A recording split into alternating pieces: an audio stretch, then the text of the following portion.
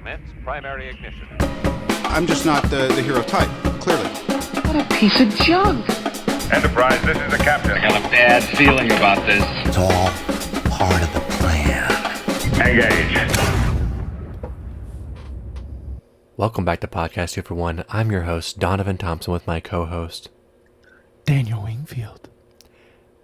And this is episode 131 of Podcast 2 for 1, and we are breaking down the first half of Season 1 of The Sandman by Neil Gaiman. If you haven't already, hit that subscribe button and notification bell. That way you're up to date on all future episodes of Podcast 2 for 1, as well as the cool content we have at 2 for 1 Studios, youtube.com/2 for 1 Studios, the best place to consume the content. And if you didn't know, and let's be honest, you didn't, we are sponsored by Kapow Comics, located at 4047 East Kill Avenue on Sherwood, Arkansas. There they have comic books, collectibles, graphic novels, and of course, special guest appearances throughout the year. Kapow. Kapow. Okay, Daniel, so episode 131, we're talking The Sandman. Here's my backstory on The Sandman real quick. I've known about it for a long time. It's kind of like, in like the sense of Watchmen, where it was regarded as one of the best pieces of comic book literature of all time, and some people, really even hold it high regard just in literature in general. Also, like the Watchmen, I was kind of like, man, I don't want to read this. I just not a fan of like the idea behind it. Blah blah blah. I read the Watchmen. I watched the movie first. Went back and read the Watchmen. It's good. It's good. I can't argue against it.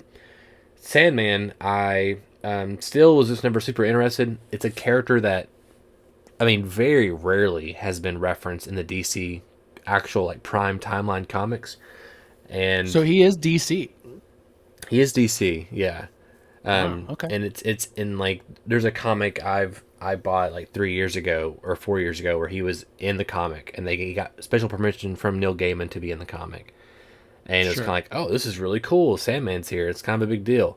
But it's almost like Watchmen in the fact that it's always been like a separate universe kind of thing. They've never treated it as like Superman's in this universe, but it's almost like a multiverse kind of situation. I still never cared about this character, this comic book, whatever. I was like, I don't want to read this. I just don't have time. I don't really care for like the art style, which I know it's probably blasphemy. It's very dreamlike. It's very, impressionistic. So I was very curious about this show though, because I've heard, for obvious reasons.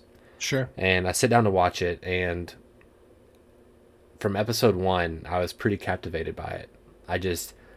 I'm typically a fantasy show like this where there's magic and there's kind of like rules we don't understand because it's rules. Sure. Sometimes that can be off-putting to me, and because it's like, well, I like to know what can and can't happen, and like, the abilities of these characters, and what's the limitations of the story kind of thing. This is like the opposite of that. There's no limitations, it feels like, to this kind of story, and the way they weaved it, I don't know, I was really gravitated towards it. So we're talking the first half of season 1 here. I loved it. Yeah. I loved the whole season, but we're talking first half here. I love Dream. I love the world. I love how they kind of weaved the story, all these things. What did you think about it? General impressions. Yeah. So I'm through episode 6 right now. So the episode 6 was the episode where we meet Death, and then he also has his friend that he meets every 100 years. We meet that character. Great episode. Yeah, and so I would say I have been captivated. I've been watching it with my wife, and we have no basis for this character, this world, or anything. Yeah, me neither. But it has been just kind of a delight to explore this world. It's so dark and grim, and it has this almost feels like it was adapted from like a manga, right? Or like it has this, like, just the art style is so like kind of brooding and emo, and like lots of blacks and lots of like brooding characters with these kind of just like poetic, depressing lines, and like it sometimes feels like they're reading from like scripture of like hell or something. It's just like all of these like elements coming together, and it feels so unique in that, like it feels like I recently watched Death Note, right, on the anime on Netflix within a few months ago, probably the last three or so months ago, and I do feel like a lot of this feels like it has some of the tone of Death Note, of like the darkness, the despair, the kind of the outlook on like this kind of despairing outlook on life and like humanity as a whole and humanity's problems, and like at least through the first half. And I feel like, the acting is superb. I've never seen Tom Sturridge, who plays Dream, in anything that I can recall, but his voice, oh my god, is just like sex on it's in like, like it's my like ear. fucking lay next to me It and talk to me so I can go to sleep faster, you know. Exactly. It is wild. Like it is just so bassy and like rumbly and like he's just playing this role fantastically. Like and it feels like such a role that you could so easily be over the top, or like it could become like silly, right? Like some of these lines or some of these performances, like with the wrong actor, with the wrong director, that could come off really poor. Yeah, I feel like, and it's coming off just exquisitely. I'm very impressed. Probably the most impressed I've been with a show, maybe even since Watchmen on HBO. Just in terms of like feeling like it kind of came out of nowhere and it's knocking my socks off. Yeah. Well, we reported on 2-for-1 Joe last week. It's been number 1 in 83 countries for like 2 weeks in a row, which is huge. Wow. And it's really huge. And they still haven't renewed it for a second season yet. And Neil Gaiman has also been like, they might not because it's so expensive. I'd just be hard pressed to think they won't, because it's like I feel like everyone is unanimous in the fact that they really like it if they give it a chance. I mean, I think they'll catch some shit just from people like they will build on the reputation that Netflix is and a lot of these streaming services are doing, where they're canceling pop shows that have like some passionate followings. They may not be giant followings, but they have passionate followings. Yeah, and this is not just passion. This is 83 countries, number 1 and 2 for 2 weeks straight, which is unprecedented. Like it's huge for them. The production value is ridiculously high. It's crazy. I mean, you can. It's like a $200 million show. Yeah, and like, compared to what was like Obi-Wan was like somewhere in that ballpark, it feels like night and day. Like this feels like everything from the set design to the costumes to the makeup to, I mean, this is something I think we mentioned before, but like they do this really cool thing in post editing where they're stretching the picture vertically, like and it may be like 5%, it's just enough that it's noticeable, but at certain times you forget about it. Like it's easy to forget that it's this way. And then other shots, it'll be like, whoa, no, it's very noticeably like stretched long. But like, it just feels like every element of the show was thought through so well, had as much budget as it needed to do it well. And then just the execution was perfect. And that's those three things all happening in a show in any kind of art is rare. Yeah, I mean, this is a story that's 30 years old now, and it's very unique. Neil Gaiman is again widely regarded as one like god tier among comic book artists, or not artists, but writers. But then also just as a writer in general, people love him, and these stories and ideas are pretty profound even today, and they really cut you in a lot of ways. I can't wait until you get to episode 8. Episode 8 is called Playing House, and I've just seen mentions of it. Yeah, this whole show is. I mean, like that's interesting because the whole show's been a trip even to this point, and even that death episode that we just watched. This show, like, it does not follow typical format structure like for episodes of anything. Like it just like so the death episode that I just finished. I think that was episode 6. It's just a 2 halves of an episode. Like it could have easily been split into 2 and just made 2 different episodes, because the first half has very little to do with the second half, and the second half has not that much to do with the first half. But they both work really well. We're not getting the a lot of times in TV episodes you see like mini versions of like a 3-act structure. The first few minutes sets up what the goal is of the episode, and then the characters are trying to accomplish it, and et cetera, but this show just feels like I don't know what to expect from every episode. I mean, the episode I think right before this one was the one with David Thewlis's character in the diner. Yeah, it's great. And that episode was just I kept expecting us to like cut to something else happen. Like it was a bottle episode, right? Yeah. It was one location the whole time, and it just kept being interesting, and like it just kept changing. Like it kept subverting my expectations of like what would happen next, and like it's pretty brilliant, man. I think the thing about the show, and this is the same thing I loved about Invincible. And the reason why I liked Invincible, because it was very similar to Spider-Man in this way, is that, and this is maybe the most extreme version of this too, of the three, is that Sandman's a dark universe. I say dark in the sense that it showed, to me, it feels like the things that the humans do in this are the things that we do now in reality. You know, and it's everyday things. We have babies that die when they shouldn't die. We have serial killers that do horrible things to people on a daily basis because of whatever reason. We have all these tragedies and all these kind of decisions being made that cause other people pain. But there is this earnest optimism that goes throughout the whole thing, and Dream carries that. I think part of it, he's angry in the beginning, just for due reason, which I do want to get into because it's interesting how they start the show. But but there's this like him watching people talking to the guy in the diner, like it feels like this. I can't think of the actor's name. You just said it, but he like always gets teary eyed, like watching and experiencing these things with other humans. And there's this earnest optimism that he, even through all the pain and darkness that he sees. I mean, he's Dream, right? Like that's what dreams are. They're optimistic. They you know, there's a thing called nightmares, and they're even personified in this too, which I think is also a great concept.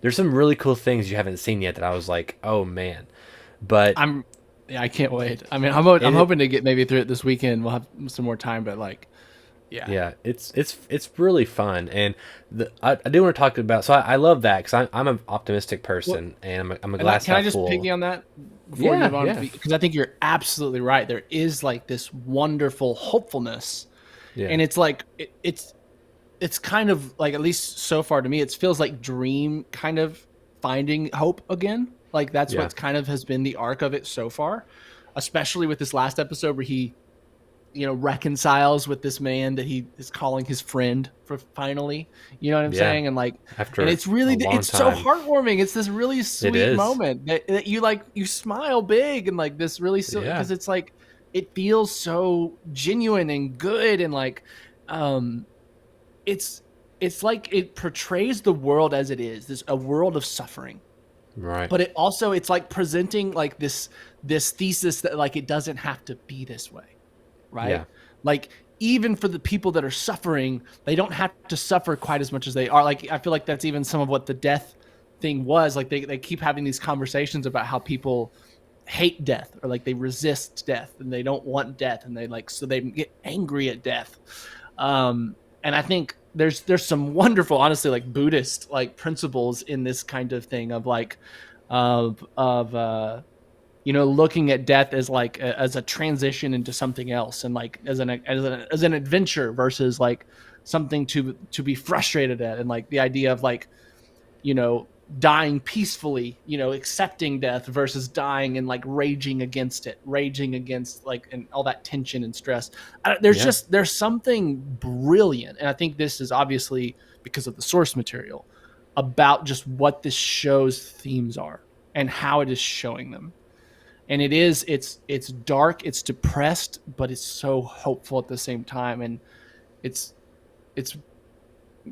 brilliant.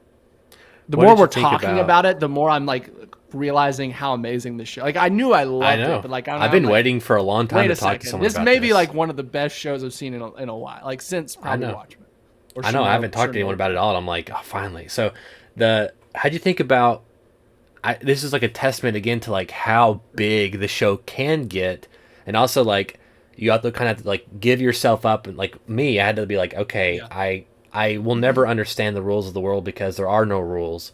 Whenever he fights Lucifer in hell, and it's a game of, whose imagination is bigger, right? Yeah. And Yeah. it's awesome. It's pretty awesome. It is. No, it's wonder. It almost feels like out of like Harry Potter or something like this. Like it's like it is. It's like it. I for one obviously did not expect it to go that way at all. No, me neither. And I think Gwendolyn Christie is amazing as She's Lucifer. great. Amazing. Yeah. She's so good.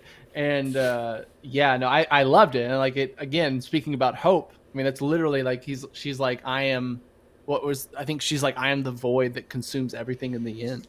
Yeah. And like, for one, that is just like bad fucking ass. like that line alone, like, you know what I mean? But then also that he's like, I am hope and that it exists beyond the void. And it's just like crazy. It's really existential and like, it is. Cool, and what's wild about it too, it's just like, it's always that it's like two kids fighting, it's always who can think of the better thing. And you always kind of wonder, who's going to say I'm the best at everything? Like who's going to say Times it first? Infinity. Who says infinity first? Right? Like that's always the thing, right? Yeah. So it's like it's interesting that even these two people who are godlike, essentially, they are always they even go through the motion of like escalation until. Well, it's kind of it's a word game to them, right? Like it's a riddle game. It's like this idea of like. It's almost like those games we play where you like have to like say like something that the next letter of the alphabet. You have to say a city or like something, or you know, and then it passes to the next person. It's like this kind of thing of like, well, in theory, if Lucifer could have thought of something that defeats hope, like beyond like completely, she could have won, but she like couldn't think of it, or maybe there isn't anything. Like, you know what I mean? Right. It kind of is like this, like it's a cerebral sparring match. And there's also an element too, it feels like they are also suffering the pain of the other's words. Yeah. So it's like if this thing can beat you into an intellectual way, you'll also feel it. And so it's like you can if you can think of something, maybe you can, but you can't physically say it because the thing I just said hurt you so bad. Exactly. And it's like it feels like all of the things they chose were one of billions of options they could have chosen. And none of them are necessarily wrong or right. It's just like it's strategy, and it's like it really gives it this feeling of like it's like the gods playing chess with each other in a way. Yeah. An interesting thing in this is that Constantine from the DC universe, it was in the comic book. It's written. Constantine, sorry. In the comic, it's actually it's Constantine, and it's I know it's just no. That's not what I meant. Sorry, I was saying like in the comics, it's actually Constantine. It's not his cousin or sister or whatever it is. Gotcha. So they changed it there, which is fine. But how cool would it have been to have Keanu Reeves be Constantine? Or no, that was Van Helsing. Never mind. I was thinking of Hugh Jackman. No, was it Hugh Jackman that was Van Helsing? I thought it was Viggo Mortensen that played Van Helsing. Well, in the movie Van Helsing, it's Hugh Jackman, but I thought Viggo Mortensen played like. Which I also love that movie. I'm sure he has at some point, but the one where, anyway, Van Helsing is awesome. Yeah, anyway. So, I mean, let's talk a little bit about the opening of the show. Like, it's interesting because in the beginning, Dream is a passive character. And it feels like it's the prologue to kind of setting up the rest of the season, right? Or, where he's Dream, he's all powerful, and he's kind of working through this, his job, so to speak, for the human race and for all sentient things that dream.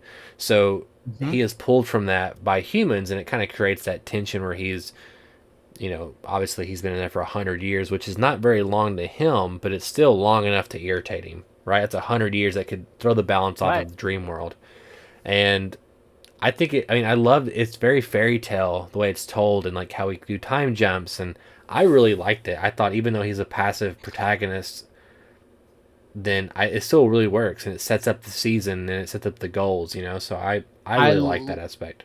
I loved it, and I think it showed like that was the sign for one that they took a whole episode to set this up.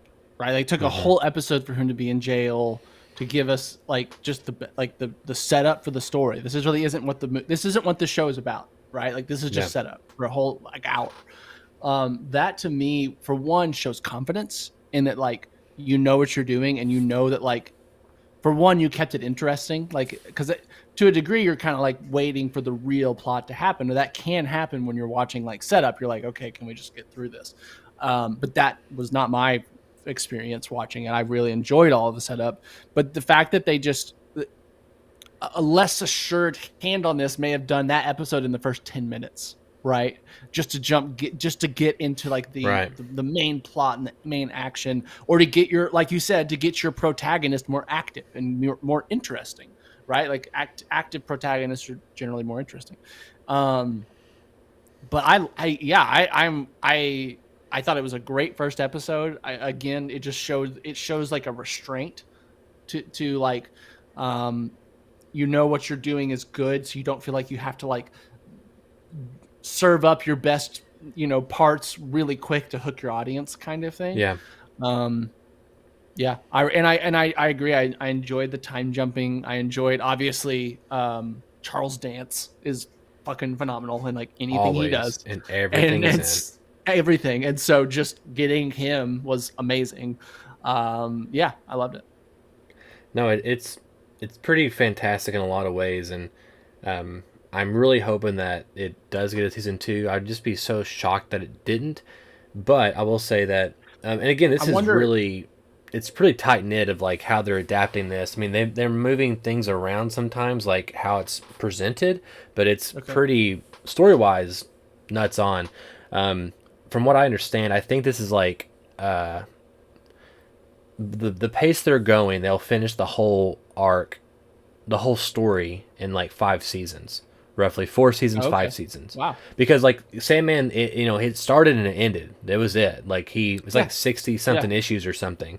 So it started, or maybe it's less than that. But like, just showing you right here where it ends. So issues 18 is kind of where it ends.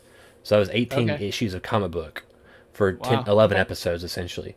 So, I think there's like 60 episodes, 60 issues or 60 something issues. So 3 to 4 seasons in somewhere. Yeah. In there. Which feels like, good. Like like there's an ending. They're pushing towards something, and it's already. I mean, the blueprint's there. If Netflix doesn't pick it up, surely someone will, right? Like surely like Amazon Prime or like, like Amazon needs another hit show. Like they can't just ride the boys, right? Like somebody will pick it up. I would think if Netflix. Yeah, I mean Neil has said that if he's been very vocal in the last 2 weeks on social media. He's like, if they don't pick it up, then we're going to shop it. We're going to shop it around, like whatever. And I mean, I think it has to really, But again, it could be. Who knows? It's a numbers game. They could be like Hulu or some shit. I mean, who knows? Disney gets it. That'd be a DC property on Disney. I would prefer them put it on Disney Plus than Hulu, so I don't have to watch commercials. But I mean, it should go on HBO Max. It's DC. I mean, it was always kind of weird to me anyway that Netflix. I don't think anything should go on HBO Max before they get their shit figured out, because it'll be gone the next day. It's some new executive. It's fucking expensive. You're right. They'll probably David Zaslav will say like $200 million for 10 episodes. Fuck you. That's what he'll say. Yep. Yeah, but who knows? We'll see what happens. I'm excited for you to finish the rest of it. I still need to finish the last episode 11, which I'm enjoying so far, and I'm hoping we get more Sandman in the future. And I can't wait to talk to you about other things next or the week after or whatever, and we'll kind of talk more about the show and how it all wraps up where we think it could go. Because I don't really want to go read the comic book. I want to be surprised by the show now. It's like that's the trap of which one do you start first, the source material or the show or whatever. Yeah. Well, if it gets like totally canceled, then you can just go read the comic book. That's what will happen. It won't happen. Just sure. That's what I will do. Daniel, how can our listeners write into us? Listeners, write into us at bit.ly/241mail. Let us know what you thought of episodes 1 through 6 of The Sandman on Netflix. I know that like we highlighted a bunch of really cool moments, but like every episode had so many moments that we just totally didn't talk about. So if there was maybe one of your favorite moments from the first 6 episodes, let us know. bit.ly/241mail. Yeah, I mean, it's almost like we can just say it over and over again, but everything from the production design, the acting, the cinematography, casting, the visual effects, they're all pretty great. I mean, whenever Dream, like, basically, well, maybe you haven't seen that. When he, like, I think you've seen it. Anyway, there's some cool stuff in it. It's like some really cool Yeah. stuff in it. I'm also excited to get to Mark Hamill's character. Dude, I don't know Jack, if I think I've seen, and I will say, just throw it out. pumpkin. Like, I really love all of the like folklore and like even like biblical, like Cain and Yeah. Abel, like all of these. Love like that. that's so cool, and just like it was so interesting that like he like just kills his brother and he keeps coming back. Like it just felt so Yeah. kind of random, like but such a cool world building thing. Yeah. I will say that like they're so good at world building in the show, and it feels like a world that you just want to keep exploring like forever. Yeah. Kind of. I agree, and it's interesting because we just got Game of Thrones back. We got this show. It's like these are like high fantasy Lord of the Rings. kind of shows. The previews have And come out, getting pretty good reviews. Like that's from what I was gonna say. Lord of the Rings is getting good the first two reviews. episodes. So it's it's cool that we're getting some high quality shows, and I'm hoping Lord of the Rings is good. I'm kind of like I don't know how I feel yet, but we'll see. Yeah, I mean I'm a huge Peter Jackson original trilogy fan, not The Hobbit, and I'm a huge fan of the books. I've read the Lord of the Rings trilogy like 4 times, I think, in high school, and so like I'm cautiously optimistic, I guess. Like I want nothing more than to have more Lord of the Rings stuff at the quality that Peter Jackson did those first 3 movies on. Like if you can do that, never stop. Like if you can keep that consistency. But obviously that's asking a lot, because I think those movies are it's still to me the best like high fantasy we've had on screen. There was an acquisition. This is not Sandman stuff, but there's an acquisition that happened earlier this week where I can't think of the name. I think it's like Newsacom or something, but they bought the rights to all the Lord of the Rings stuff, and but they have stake in. Well, they have stake in the show, and I think the show can still be produced continuously. But in the press release, they talked about making spin-off movies for Gandalf, for Aragorn, for Galadriel, all these. And I was like, it automatically and that was kind of our topic this week at 2 for 1 Joe, is Hollywood ruining franchises, and because of that news report. Cinematic universes, I think it makes me it's worrisome. Makes you nervous. It's very worrisome. I mean, you look at the Harry Potter spinoffs; they suck. You look at all of these other things, and it's just forced content. And you're right. I mean, that's highly worrisome. I mean, yes, there I guess is a version where they do it all really well, but it just feels cash grabby. That's what it is. It feels cash grabby. I mean, even Lord of the Rings, the show. I mean, we didn't need this show. At least the Sandman hadn't been adapted yet. But at least there's a book this is based on, right? Sure, Similarian, and some other material for this, and it's not like they're just making up their own canon or something like that. So I think I've always wanted to see a movie or a series that tackles some of the similarity, because I've never read it because it's really hard to read. It's the only book I've ever owned for Lord of the Rings, and I could not get past the first chapter because like, what the hell am I reading? Exactly. So I was a kid. I've always wanted this because I wanted to know what these stories are without having to read that. You know what I mean? Yeah. I get it. I actually am excited about this as a concept. It's just how the execution remains to be seen. Right. Well, if you haven't, or if you can't hit up our bit.ly, you can always hit us up in the comment section below. YouTube.com/2for1 Studios, the best place to consume the content. Of course, we have 2 for 1 Joe live every Monday at 9 a.m. Central, unless I sleep in, then it's on Tuesdays. And of course, we're doing the podcast. We're talking more Sandman. We just did our She-Hulk episode last week. We have Andor around the corner. We have Lord of the Rings. I suspect we'll do Game of Thrones as well at some point, which I am really enjoying so far. And it's in its first episode. And there's a lot of content around the corner as always, and we'll always be here to cover it. We did it. Indeed, we did.